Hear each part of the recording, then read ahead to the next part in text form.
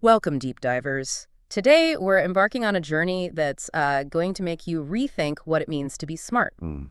We're diving into a groundbreaking AI-driven scientific study that doesn't just analyze human intelligence, but also poses a profound, almost unsettling question. Are our smarts, in some ways, actually vanishing? It's truly a fascinating look at how artificial intelligence, this incredible creation of our own ingenuity, is now turning its lens back on us, Right. helping us understand the very essence of human cognition, all while presenting some, well, truly thought-provoking challenges to our intellectual capacities. That's exactly it. Our guide for this deep dive is a comprehensive report titled An AI-Driven Scientific Study, an AI explanation about the science of human smarts and vanishing smarts. Quite a title. It really pulls back the curtain, showing how AI can illuminate the multifaceted nature of human intelligence, from our individual brains right up to our collective societal wisdom. But it also presents this startling idea of vanishing smarts. Yeah, and our mission today is to truly unpack this intricate, often paradoxical relationship between artificial intelligence and human intelligence. Okay.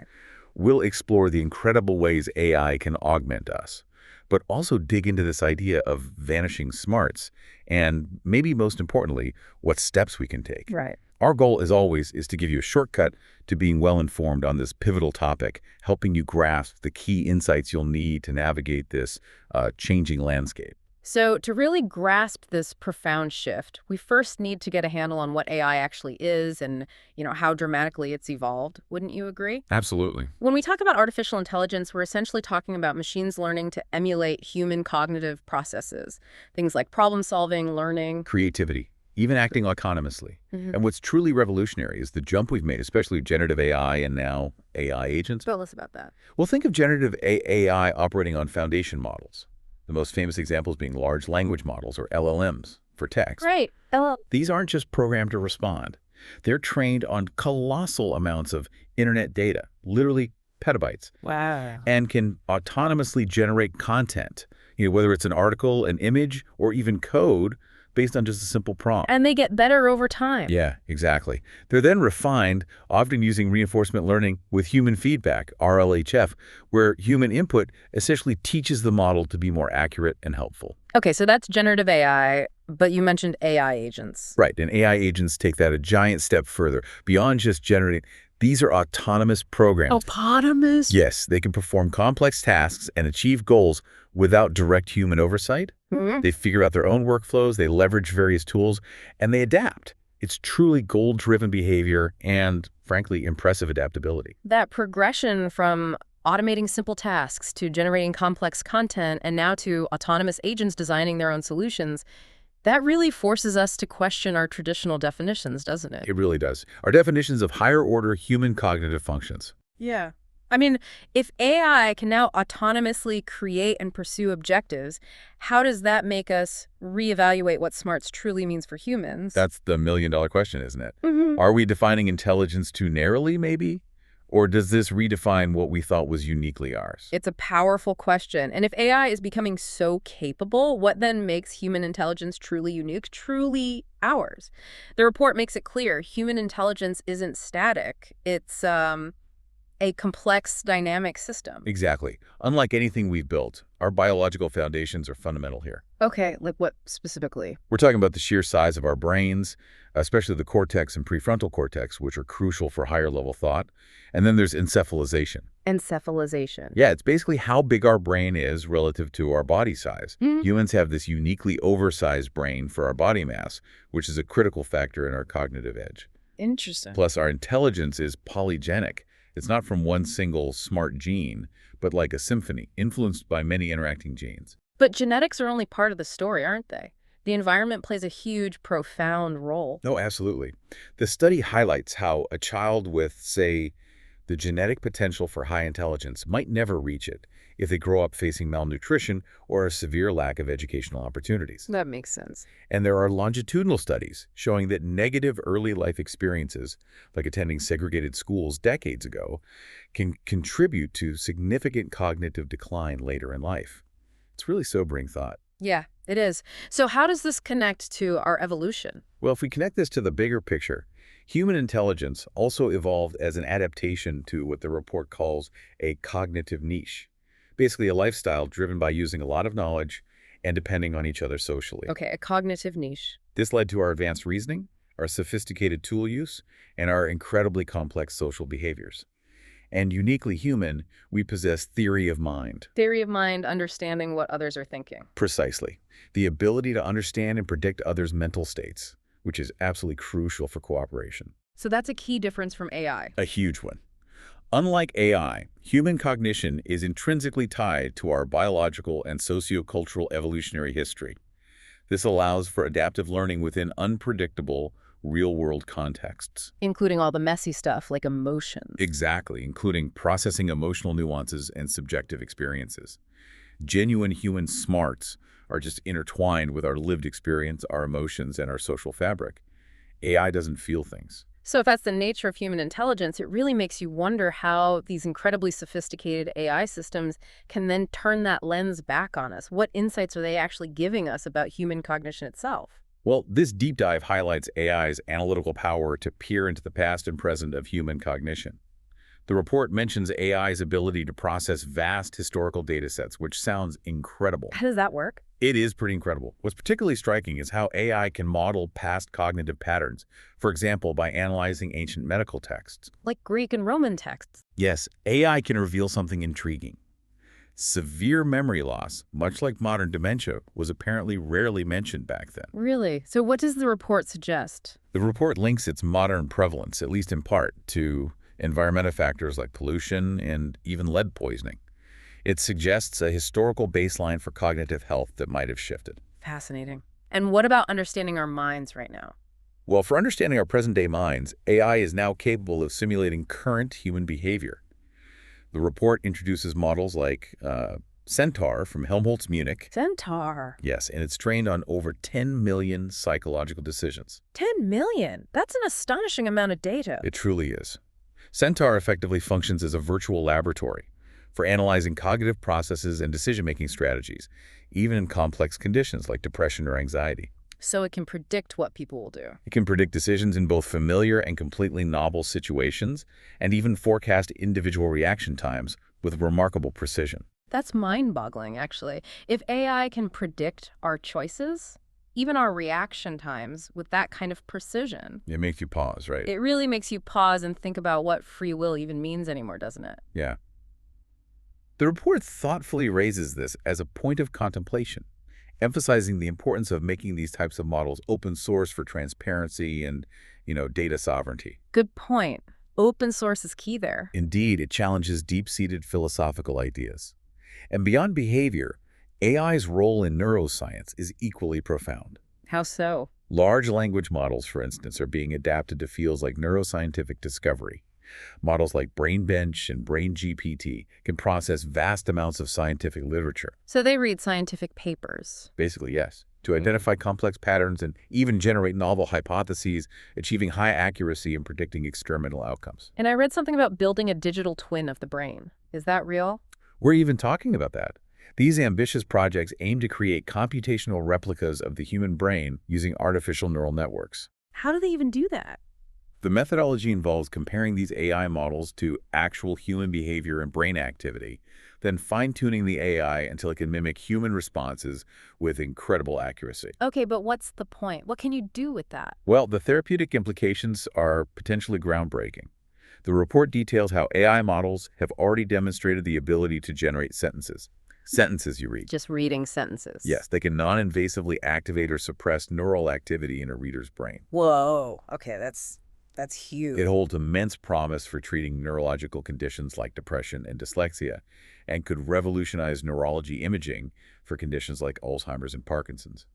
So incredible potential for good. Absolutely. Yeah. But this kind of influence on neural activity, while powerful for good, definitely sparks a conversation around its broader implications for human autonomy and, well, what it means to influence thought itself. Yes, that potential, while transformative for health, really highlights the need for robust ethical frameworks and careful legal oversight as these technologies advance. Precisely. The rapid advancement in this domain highlights the urgency of creating legal frameworks that can keep pace with capabilities in brain influence, which often currently lack adequate legal oversight. It's a serious consideration. Definitely. Okay, now let's pivot to something that might resonate with many of us listening. This phenomenon the report calls vanishing smarts. Right. It refers to a discernible decline in human cognitive abilities.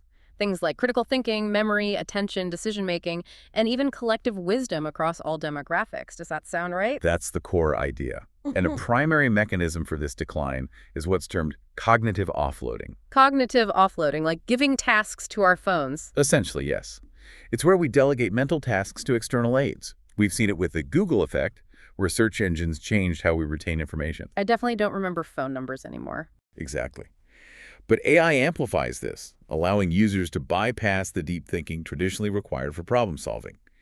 The study points to research indicating a negative correlation between frequent AI usage and critical thinking abilities. Especially in younger people. Particularly noted in younger individuals, yes. And that leads directly to something called digital dementia.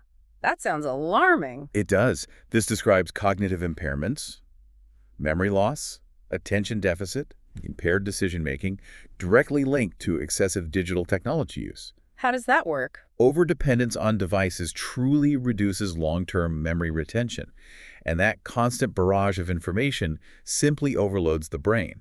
It's like our circuits get fried. Is there actual physical evidence for this? The report highlights specific findings, yeah, like internet addiction being linked to reduced gray matter in the frontal cortex, and smartphone addiction to reduced prefrontal cortex activity.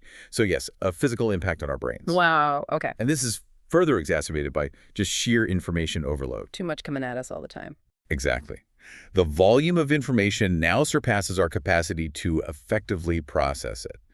This leads to distraction, indecision, what we call analysis paralysis. Analysis paralysis, yeah, I know that feeling. And makes us far more susceptible to misinformation and fake news, ultimately eroding social trust. So here's the stark paradox. We live in an era of unprecedented information explosion. Human knowledge is literally doubling every 13 months, apparently. It's a credible rate. Yet, as the report points out, information does not equate to knowledge, and knowledge does not automatically yield wisdom. That's the core problem. This is what the report labels the societal wisdom gap. And what's causing that gap, according to the study? This gap is attributed to several factors: declining engagement with organized religion, maybe a diminishing grasp of historical knowledge, and a reduced understanding of civics. Things that used to provide context and values. Right, alongside a rise in what the report terms selfie narcissism, a focus inward perhaps. And the consequences. The critical consequence is that societies become more vulnerable to manipulation, less prepared for emerging threats, and less able to grapple with the profound ethical implications of advancing technology. So it's a vulnerability. It's a powerful warning. Yeah. While AI offers immense potential for cognitive enhancement, it simultaneously risks fostering cognitive atrophy if over-reliance diminishes our fundamental human cognitive skills. It's quite the tightrope walk, isn't it? Balancing act. It really is. AI certainly presents a powerful, if complex, tool.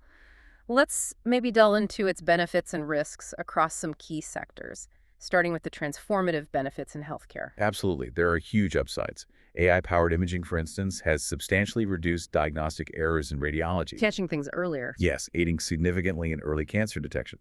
It enhances personalized patient care by analyzing genetic data to create tailored treatment plans and predicting patient responses to specific medications. That's amazing. And operationally, AI automates administrative tasks, scheduling, billing, freeing up healthcare professionals for more direct patient care, leading to significant cost savings and improved workflow efficiency. Makes sense. And in education. You mentioned that earlier, too. In education, AI is completely transforming personalized learning. How specifically? Well, AI systems analyze student data to adapt content in real time, providing tailored materials and immediate feedback.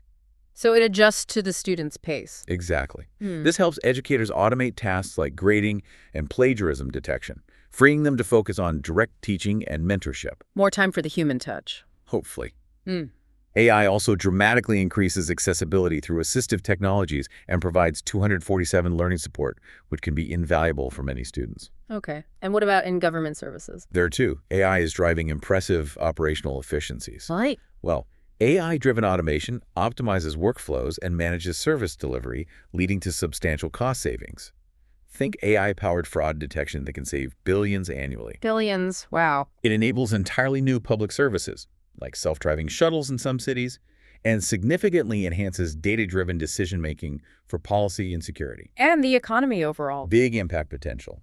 Goldman Sachs' 2023 analysis even suggests generative AI could boost global GDP by up to 7% by 2030. 7% is huge. It is, with practical examples like copywriters generating drafts in a fraction of the time, boosting productivity. Okay, those benefits sound undeniably powerful. But what about the other side? The significant risks and drawbacks outlined in the report. The first one that always jumps out is job displacement. Yeah, and this is a major concern that the report dedicates significant attention to. AI is reshaping the global labor market at a scale, well, not seen since the Industrial Revolution. That's serious. Potentially, millions of jobs are at risk, particularly those involving repetitive or rules-based tasks. Can you give some examples? Sure. Think of roles like junior paralegal research, entry-level Python debugging, first-pass marketing copywriting, even manual warehouse labor, which is increasingly being replaced by AI-directed robots. So, real impact on real jobs. Definitely. And beyond jobs, the report points to pervasive ethical considerations surrounding AI. Yes, there are many.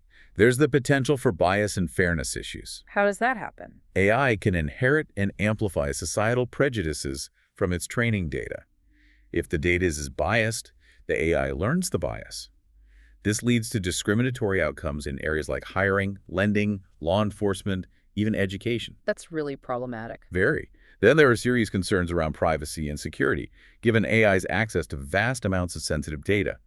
This raises risks of breaches, misuse, and surveillance. Data is the new oil, they say. And AI systems consume a lot of it. Transparency and accountability are also critical. Many advanced AI models operate as black boxes. Meaning, we don't know how they decide. Exactly. Making their decisions hard to understand, which complicates assigning accountability when things go wrong. Who's responsible? Good question. Then there's over-reliance. If we trust AI too much, it can diminish human judgment and lead to unnoticed errors with severe consequences. Like in self-driving cars or medical diagnosis. Precisely. And then there's the profound discussion around AI in criminal justice and warfare. Yeah. Predictive policing, potentially perpetuating existing biases, locking communities into cycles, and autonomous weapon systems making life and death decisions. Well, that raises incredibly deep questions for societies. Huge ethical minefield there. Yeah, absolutely. The report also notes the environmental impact. Training these truly massive AI models consumes significant energy, contributing to our carbon footprint. Didn't think about that one as much. It's a factor. So it really comes down to this core trade-off. AI's incredible efficiency versus potential job displacement, and the erosion of uniquely human skills like empathy, nuanced judgment, and creativity. Okay, so that's the dilemma. But what if AI itself could be part of the solution to this vanishing smarts problem? Could the tech help fix what it might be breaking? It seems counterintuitive, but yes, it absolutely can. AI can be a powerful diagnostic and analytical tool to counter this trend. For instance, AI-powered imaging techniques like fMRI and EEG are revolutionizing neurology diagnostics, allowing for much earlier detection of neurodegeneration in conditions like Alzheimer's and Parkinson's. Catching it sooner means better outcomes. Exactly. And Centaur, that model we discussed earlier, can analyze behavioral patterns. Giving us insights into our own minds, yeah. Right. Centaur's ability to simulate human decision-making and identify subtle patterns in psychological conditions like depression and anxiety provides a kind of virtual laboratory to understand cognitive processes at a deeper level. So understanding the individual brain better, what about society? Well, beyond the individual, AI can also be used to detect misinformation. By analyzing vast online content, it can help us understand how false narratives spread and how our news consumption habits contribute to cognitive fatigue or news fatigue. That's a big problem right now. It is. And AI can even help us assess broader societal trends related to collective intelligence, right? How would that work? Precisely. AI can process large volumes of cultural and social data, text, media, etc., to identify broader trends related to those wisdom gaps or declining literacy rates we talked about, pinpointing potential drivers of collective cognitive decline. So AI can diagnose the problem on individual and societal levels. But what about actively intervening and augmenting our smarts? Can it help us regain what might be vanishing? Yes, it offers powerful tools for intervention and augmentation too. For instance, AI can create highly adaptive learning platforms and intelligent tutoring systems. Like we discussed in education benefit. Right, that tailor educational content to individual student needs, providing real-time feedback and identifying learning gaps as they emerge, helping shore up foundational skills. What about enhancing cognition directly? Well, for cognitive enhancement, the integration of AI with neurotechnology, like brain-computer interfaces or BCIs, BCIs, okay. holds exciting promise for potentially improving neuroplasticity, memory, attention, and maybe even creativity down the line. It's early days, but the potential is there. And the report suggests it also has the potential to mitigate biases, which is a massive issue for all of us. Yes, that's a key point. AI systems can analyze historical data more objectively than humans sometimes do, potentially reducing cognitive biases in leadership and hiring decisions. How? By flagging patterns we might miss.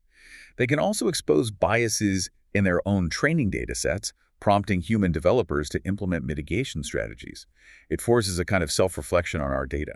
That's useful. What about misinformation? AI can also combat misinformation by assisting in fact-checking, content verification, and deepfake detection, which is becoming crucial in an information-saturated world. We definitely need tools for that. And it can even support ethical governance, helping us manage the very systems we're creating. How would AI help govern AI? By monitoring compliance with ethical guidelines, ensuring transparency in AI decision-making processes, and enhancing accountability. The report touches on frameworks like constitutional AI. Constitutional AI. Yeah, which aim to embed ethical constraints directly into AI systems, ensuring they align with democratic governance and human values from the start. Interesting concept. Okay, so all of this leads us to the crucial idea of cultivating a human-centric future in an AI world. The report emphasizes nurturing what it calls the healthy, educated, and good child in the AI era, using a holistic approach. Right, getting back to basics in a way. This means prioritizing foundational elements. Balanced nutrition, particularly with omega-3s, which are great for brain health. Omega-3s, got it. Regular physical activity, at least 60 minutes daily, including outdoor play, which we often overlook but is so critical for brain development and function. Getting kids outside more. Absolutely. And diverse cognitive stimulation through play-based learning, memory games, puzzles, creative arts. It's about stimulating neural connections and boosting brain function beyond just screen time. And it also stresses the importance of safe, nurturing environments, right? And fostering ethical and environmental awareness from an early age. Yes. And crucially, the report underscores that AI should be a support mechanism, not a substitute, for human interaction, physical activity, and these holistic environmental factors. So use it as a tool, not a replacement for parenting or playing. Exactly. Over-reliance, especially in virtual environments, can diminish vital social learning and emotional development. The challenge is balancing AI integration with these foundational human developmental needs. This balance also applies to the evolution of societal rules and how we select wise leadership, doesn't it? It does. The report reviews the hierarchy of laws, universal, natural, and human law, noting how human laws can, and sometimes do, deviate from natural principles. So how can AI help there? Well, AI can play a role by analyzing the impact of existing regulations and identifying those that are perhaps outdated, unnecessary, or even detrimental. It can help optimize regulatory frameworks. But AI doesn't make the final call. No. And the report cautions that the ultimate judgment of what constitutes improvement or harm remains a profoundly human, ethical, and philosophical task. AI provides data, humans provide wisdom. Hopefully. Hopefully. And when it comes to electing wise leaders, that vanishing smarts phenomenon can actually distort political choices. Yes, the report notes that cognitive decline, less critical thinking, shorter attention spans, can reduce political affiliation to more of a self-identity label, rather than a coherent framework for judging policy and making informed decisions. Makes sense. We see a lot of tribalism. This highlights that while AI can enhance leadership by providing objective data insights and potentially mitigating cognitive biases in decision-making, It can help leaders make better choices. it can assist. But it cannot replicate essential human qualities like emotional intelligence, empathy, creativity, ethical reasoning. Those are still uniquely human, at least for now. So we still need wise humans in charge. Absolutely. We need a culture that actively prioritizes wisdom, ethical reasoning, and historical understanding to select leaders who can navigate complex challenges with discernment and a deep understanding of human purpose. AI is a tool for them, not a replacement. So what does this all mean for us, for you listening? This deep dive really reveals that the future of human smarts isn't predetermined. It's not set in stone. Not at all. It depends entirely on how we choose to integrate and govern AI. It's about leveraging AI's incredible power without diminishing what makes us uniquely human, what makes us truly smart in the broadest sense. Which leads to a final thought, perhaps. Given AI's growing capacity to simulate and even, as we've discussed, influence human thought, Yeah. how might humanity cultivate true wisdom and moral discernment to ensure that our increasing power is always aligned with our deepest purposes, especially when those purposes themselves might be subtly reshaped, redefined even, by the very technology we create? This is DigitView.